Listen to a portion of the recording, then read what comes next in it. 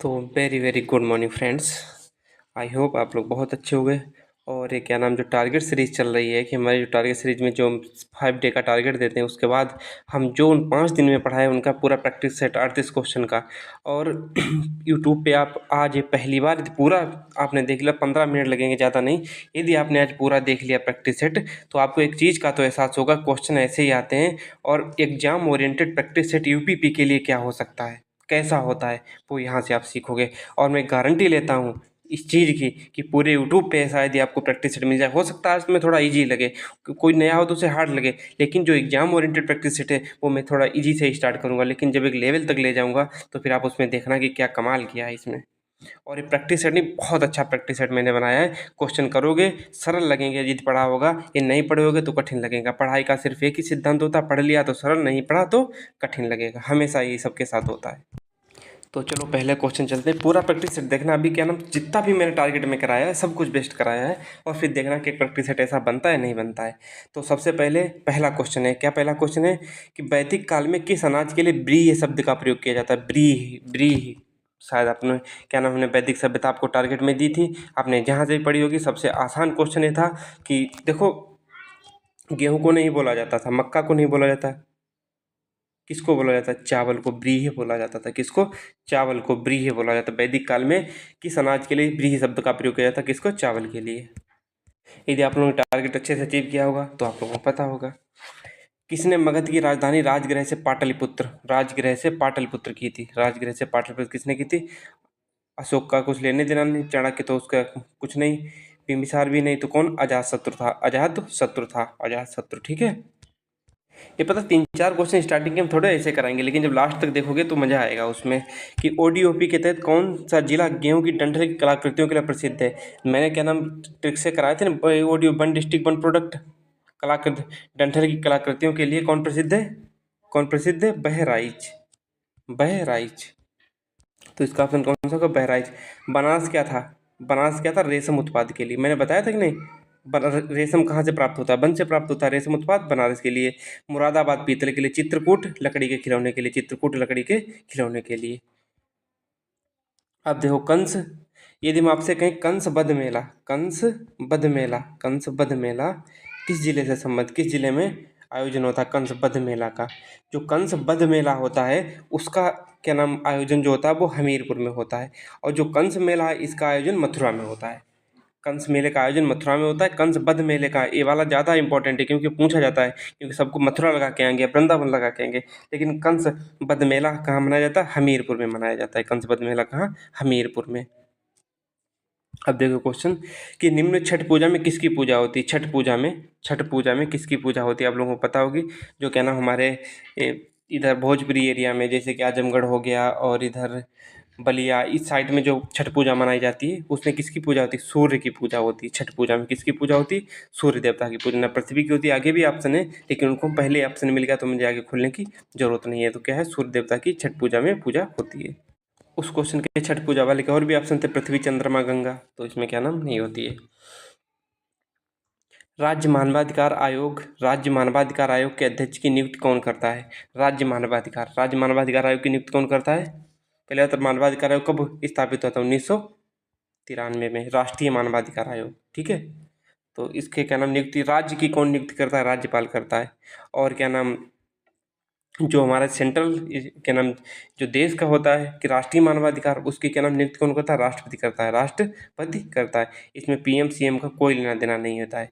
आप जरूर हमें लिख के बताओगे इसके पदेन मेंबर कितने होते हैं, सदस्य कितने होते हैं राष्ट्रीय मानवाधिकार आयोग में। राष्ट्रीय मानवाधिकार आयोग के प्रथम अध्यक्ष कौन थे, प्रथम अध्यक्ष कौन थे, रंगनाथ मिश्र प्रथम अध्यक्ष थे। और वर्तमान अध्यक्ष कौन है, अरुण मिश्रा हैं। किसके, राष्ट्रीय मानवाधिकार आयोग के प्रथम अध्यक्ष रंगनाथ मिश्रा थे। जज होते हैं क्या नाम, रिटायर्ड जज। और प्रेजेंट में कौन है, अरुण मिश्रा, अरुण मिश्रा।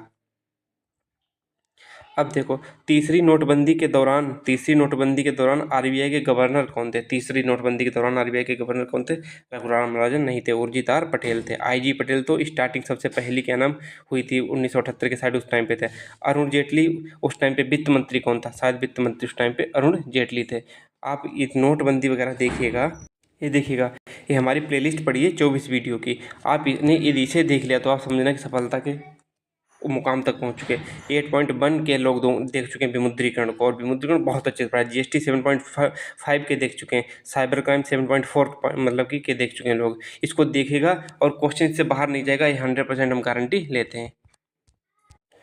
क्या लिखा है कि नोट के पैनल पर कितनी भाषा होती है? नोट के पैनल पे, नोट पर टोटल भाषाएं कितनी होती हैं? 17 टोटल भाषाएं कितनी होती हैं, लेकिन नोट का जो पैनल होता है उस पर 15 भाषाएं होती है। तो इसका ऑप्शन कौन सा हो जाएगा?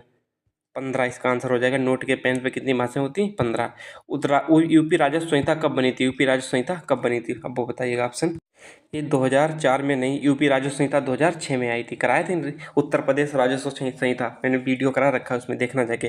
2006 में आई थी। आज थोड़ा सिंपल सा हो सकता है, लेकिन लेवल के भी क्वेश्चन होंगे, ऐसा नहीं। बस आप लोग खुद को देखना, क्या हम 38 क्वेश्चन में 35 पहुंच सकते हैं? सिंपल है, बहुत ईजी प्रैक्टिस सेट है। और मैंने तो ये सोचा था कि मैं 100 क्वेश्चन की प्रैक्टिस हर टॉपिक से 100 क्वेश्चन की प्रैक्टिस करा दें। लेकिन पता है कि ये दुनिया इतनी स्वार्थ है, इसे कुछ नहीं मतलब होता है, कुछ नहीं। कल पता है सबने 5 के 6 के कराए, फिर रात में अनसब्सक्राइब कर दिया।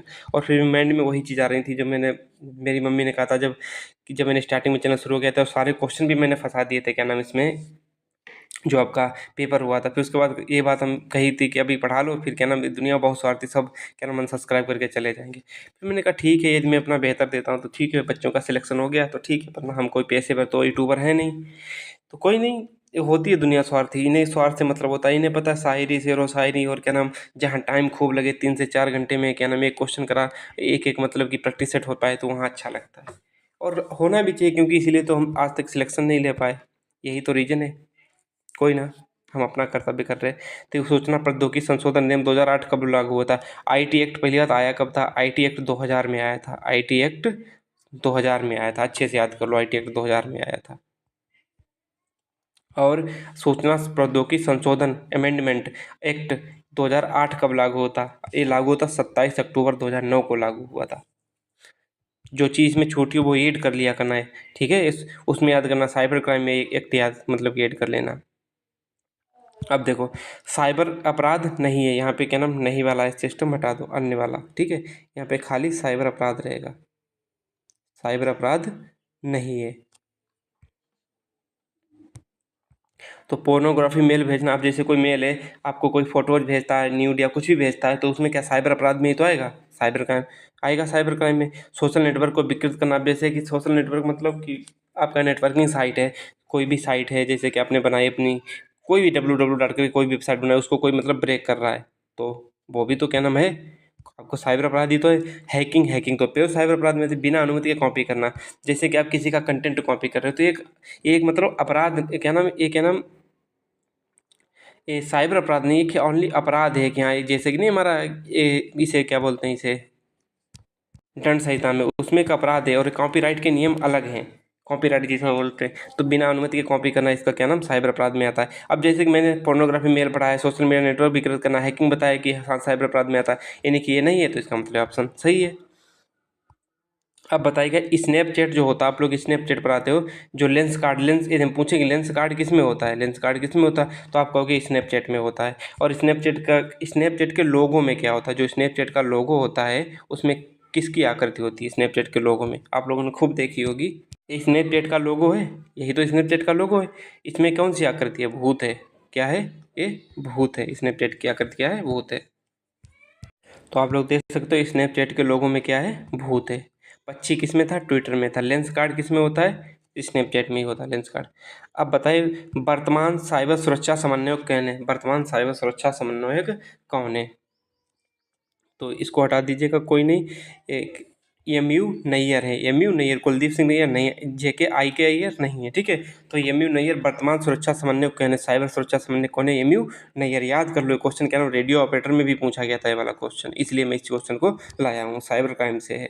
ये देखो, यूपी राजस्व संहिता हमने पढ़ाई थी कि बाघ भूमि, यहाँ पे मांग भूमि नहीं, यहाँ पे बाघ भूमि है, ठीक है, बाघ भूमि। बाघ भूमि में कौन नहीं आता है? बाघ भूमि में कौन नहीं आता है? कौन नहीं आता है?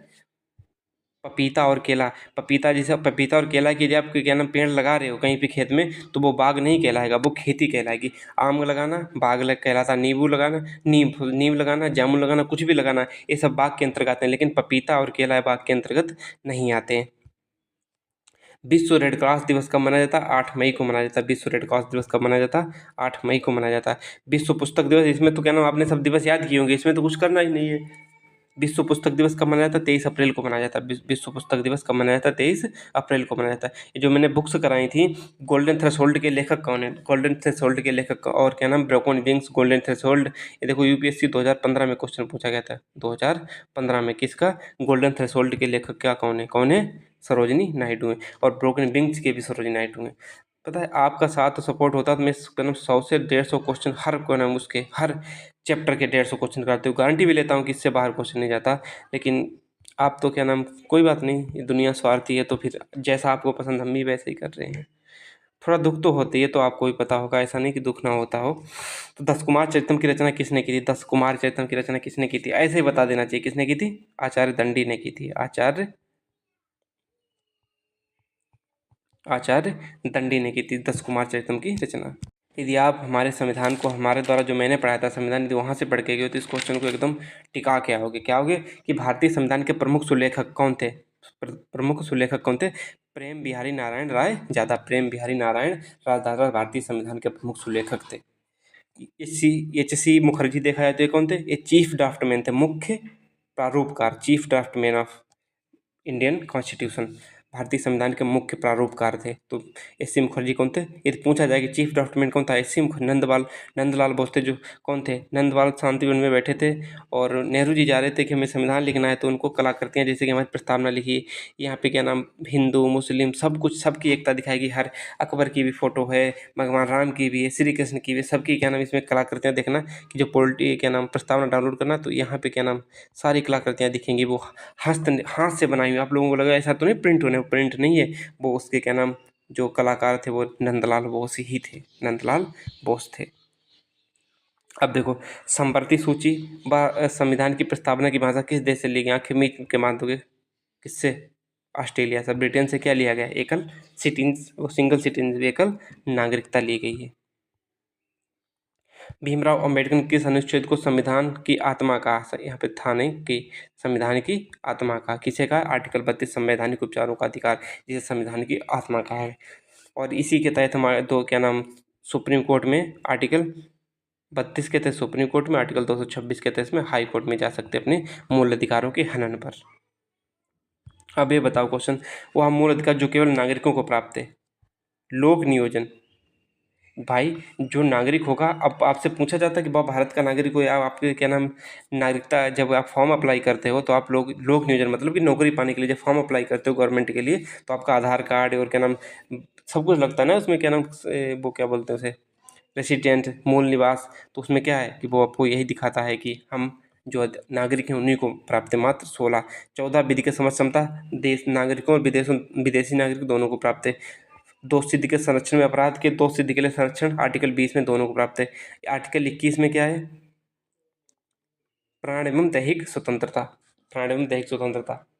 इसमें क्या, या व्यक्तिगत स्वतंत्रता, इसमें क्या है? अपने मनमानी लव मैरिज कर सकते हो। यदि आप क्या नाम लव मैरिज करते हो तो आप किस आर्टिकल के तहत करोगे? आर्टिकल 21 के तहत करोगे, सुप्रीम कोर्ट का कहता है। अब देखो कि यूपी में कितने जिलों को अलग करके उत्तराखंड बनाया गया था। जो उत्तराखंड बना था 2000 में कट के, तो कितने पहाड़ी जिले काटे गए थे? तो उसका ऑप्शन बताइएगा आगे, देख लीजिए क्वेश्चन ऑप्शन आगे हैं।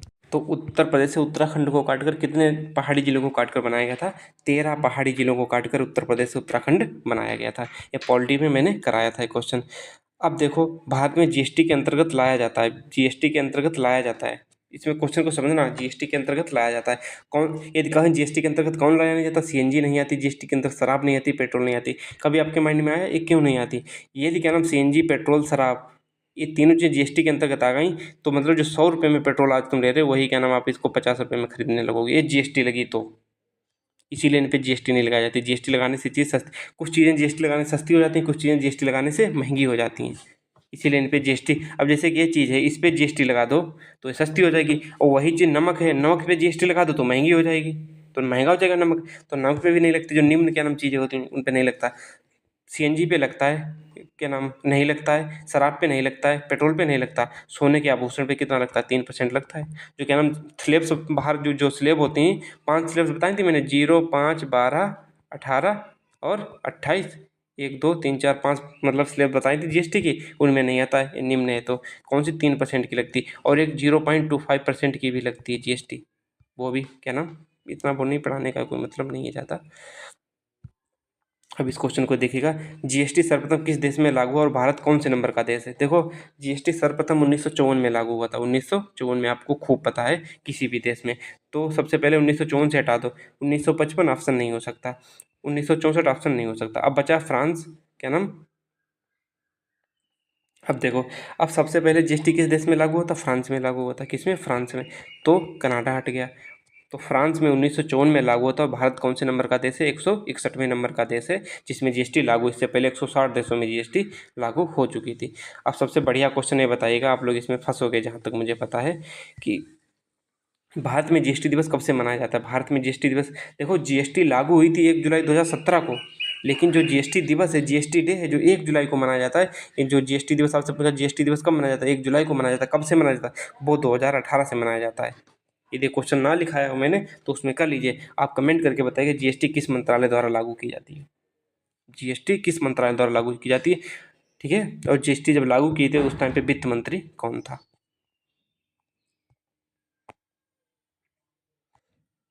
देखिएगा क्वेश्चन नेक्स्ट, कि एक ऐसी छवि जो प्रायः फोरम और सामाजिक नेटवर्क में ऑनलाइन व्यक्ति का प्रतिनिधित्व करती है, ऑनलाइन व्यक्ति का प्रतिनिधित्व करती है। बायो, बायो से किसी की छवि का, जैसे कि आपने अपने बायो सेक्शन में लिख रखा गैंगस्टर, पता नहीं क्या क्या लिखते हैं, फलाने सिंह, तो फिर क्या है, तो उसमें तो आपके एक एटीट्यूड का पता चलता है ना, कि आपकी छवि, सेल्फी, सेल्फी तो आप मोबाइल में रख के रख लेते हो, कभी तो ऐसा तो नहीं छवि क्या नाम सेल्फी ले ली और क्या नाम एक ही बार में फिट कर दी, वो हमेशा के लिए लग जाए, नहीं, सेल्फी भी नहीं हो सकती। आपने मुखौटा, मुखौटा तो नहीं हो सकता। अवतार, आपने अवतार देखा होगा कि जैसे कि आपकी फ़ोटो उसी के अनुसार, मतलब ऐसे करके एक ऐसे बना दिया जाता है, ऐसे करके वो क्या नाम खाली खाली चेहरा ही फ़ोटो में डीपी में लग जाता है। जो अवतार क्या नाम देखे होंगे, अवतार बन जाता है व्हाट्सएप में या क्या नाम कहीं पे भी, टेलीसा हमें लगता है कि इंस्टाग्राम पे बन जाता है अवतार, हाँ अवतार बन जाता है। तो अवतार मतलब कि एक आपकी फेक फ़ोटो, मतलब कि एक चित्रकारी के रूप में कि फ़ोटो नई बन के लग जाती है। जैसे कि आप वहाँ पे आपकी एक मतलब खाली नहीं रहेगा फ़ोटो, जैसे कि यहाँ पे लगा है तो खाली नहीं रहेगा, वहाँ पे एक नई फ़ोटो लग जाएगी जो चित्र की, मतलब किसी तरह का हो सकता है जैसा आप बनाना चाहो। एंटीजन की खोज किसने की थी, एंटीजन, एंटीजन की खोज कार्ल कार्ल लैंड स्टीनर ने की थी, कार्ल लैंड स्टीनर ने की थी। एंटीजन जो ब्लड में ब्लड वाला एंटीजन, उसकी खोज किसने की थी, कार्ल लैंड स्टीनर ने की थी। रेबीज के टीके की खोज किसने की थी, लुइस पास्चर ने रेबीज के टीके की खोज की थी। इसमें कुछ कराने को ही नहीं क्योंकि मैंने 5-5 करके सारे करा रखे हैं। तुर्की की मुद्रा, तुर्की की मुद्रा कौन सी, लीरा है। मनत किसकी है, डॉलर किसकी है, बिर इथोपिया की है। मनत जरूर बताएं किसकी मुद्रा है हमें, बाकी तुर्की है, तुर्की की मुद्रा क्या है, लीरा। रूस की मुद्रा क्या है, रूस की मुद्रा, रूसी रुपया नहीं है, रूसी डॉलर नहीं है, रियल नहीं है। रियल किसकी है, सऊदी अरब की है, सऊदी अरब की है रियल, रियल रब रियल में होते हैं, मैंने ट्रिक से याद कराया था। तो रूस की मुद्रा क्या है, रूबल है, रूस की मुद्रा रूबल। ये देखिएगा, वर्तमान में यूपी पुलिस जोन की संख्या कितनी है, यूपी में पुलिस जोनों की संख्या कितनी है, यूपी में पुलिस जोन कितने, 8 हैं इस टाइम पे। जिसने पढ़ा होगा वो सटा सकता आंसर लगा रहा होगा। यूपी पुलिस की स्थापना कब हुई थी, यूपी पुलिस की स्थापना 1863 में कहाँ हुई थी, प्रयागराज में हुई थी, प्रयागराज में हुई थी। जो आप पहले इलाहाबाद था, अब प्रयागराज में 1863 में प्रयागराज में हुई थी। बहराइच में कौन सा मेला लगता है, मैंने ट्रिक बताई थी, साला बहरा है क्या, जब अपने दोस्त को हम लोग ऐसे बुलाते हैं, साला बहरा है क्या, साला बहरा है क्या, सालार सैयद, सालार शायद, सालार बहरा है, मतलब हमने ट्रिक बताई थी ना, साला बहरा है क्या, मतलब कि सैयद सालार मेला कहाँ है, बहराइच में लगता है। कजरी मेला, कजरा मोहब्बत वाला, मोहब्बत वाला मतलब महोबा, कजरा मोहब्बत वाला, अखियों पे ऐसा डाला कजरे ने ले ली मेरी जान, हाय रे मैं तुम्ही पे कुर्बान। तो ये कजरा मोहब्बत वाला क्या है, दादरी पशु मेला कहाँ है, आप लोग बताएं। राम बारात मेला, राम बारात मेला, बारात होती है, बारात होती है, तो जो फेरे पड़ते हैं वो आग, अग्नि को ही तो साक्षी मान के पड़ते हैं आग के सामने, गोल गोल, तो आग, आग मतलब आगरा, आगरा। राम बारात मेला कहाँ लगता है, आगरा में। सबसे छोटा पक्षी विहार, सबसे छोटा पक्षी विहार कौन सा है, पटना पक्षी, पटना कहाँ है, एटा में, पटना कहाँ है, एटा में। सूरहताल पक्षी विहार कहाँ है, बलिया में है। समन पक्षी विहार मैनपुरी में। सब मैन समान होते हैं, सब मैन समान होते हैं, मैंने ट्रिक से बताई थी। सांडी पच्छी विहार हमारे क्या नाम जिले में हरदोई में ही है, हमारे घर से 10 किलोमीटर दूर है मात्र सांडी पच्छी विहार। जब भी जाते हैं स्टेशन तो हमें मिलता ही, यहीं से होके जाते हैं। अब देखो कौन सी डेटा बुक भारत में जानवर वनस्पतियों और कवकों की दुर्लभ और लुप्ततम मतलब लुप्त प्राय, यहाँ पे लुप्त प्राय होगा, लुप्त प्राय, यहाँ पे लिख लो लुप्त प्राय, ठीक है। लुप्त प्राय प्रजातियों के दस्तावेजीकरण के लिए एकमात्र राजकीय दस्तावेज है। ये कौन सा है, मैंने बताया था रेड डाटा लिस्ट, ये IUCN जारी करता, IUCN। अगले पेज पे देखते हैं IUCN कौन सी बुक मतलब कौन सी बुक जारी करता, IUCN की स्थापना 1948 में हुई थी, ठीक है। तो इसकी कौन सी रेड डाटा बुक जारी करता है, जिसमें क्या लुप्त प्राणियों की जानकारी दी होती है। IUCN का फुल फॉर्म क्या है, अच्छे से याद होना चाहिए, international union for conservation of nature, प्रकृति संरक्षण के लिए। अब देखो जीएसटी के दोहरे मॉडल को किस देश से चुना गया है, जीएसटी के दोहरे मॉडल को किस देश से चुना गया है, जीएसटी के दोहरे मॉडल को किस देश से चुना गया है, कनाडा से चुना गया है। दोहरे मॉडल का मतलब समझे, जैसे कि देश है, ये देश है, देश में क्या होते हैं, एक देश होता है, एक राज्य होता है, तो एक जीएसटी राज्य पे लगेगी जिसे हम बोलते हैं, एक होता है SGST स्टेट, एक होता है IGST होता है, एक CGST होता है सेंट्रल वाली, CGST और SGST, CGST और SGST। GST का full form goods and service tax. तो दोहरे क्या नाम, दोहरा मतलब कि एक सेंटर पे लगेगा, एक राज्य पे लगेगा GST। तो किस पे है, कनाडा में लागू हुई थी, कनाडी मॉडल पे हमारी आधारित है। तो बाय बाय, टेक केयर, मिलते हैं नेक्स्ट वीडियो में। प्रैक्टिस सेट कैसा लगा, अभी उतना हम क्या नाम टाइप वगैरह कराए तो उतने अच्छे से नहीं हो पाया, बाकी प्रैक्टिस सेट बहुत सिंपल था। यदि आप इसमें 35 क्वेश्चन कर गए हो तो समझना कि बहुत बेहतर है। एक देखो लेवल भी मेंटेन कर रहा है, ऐसे UPP का क्या नाम एग्जाम में आया था, और हम लेवल हार्ड भी करेंगे। और प्रैक्टिस सेट देखो लास्ट तक देखा उसी को पता होगा, डेली नहीं चलेगा ये, क्या नाम फ्राइडे ही चला करेगा, मतलब सैटरडे को ही आया करेगा, हर सैटरडे को आपको प्रैक्टिस सेट मिला करेगा। जो भी हमने 5 दिन में पढ़ा होगा उनका क्या नाम पूरा रिवीजन किया। आज तो मतलब थोड़ा मैंने जल्दी में कराया, क्योंकि अभी हमें जाना भी है, तो हम मतलब कि 2-4 दिन के लिए हम लखनऊ में बाहर हैं, तो मंडे को पहुंचेंगे। हो सकता है आपका टारगेट मंडे को ना है, लेकिन फिर भी मैं ट्राई करूँगा कि मंडे वाला टारगेट आपको मिल जाए। बाय बाय, टेक केयर, मिलते हैं नेक्स्ट वीडियो में। अपना ख्याल रखिएगा, हंसते रहिएगा, मुस्कुराते रहिएगा, बाय बाय।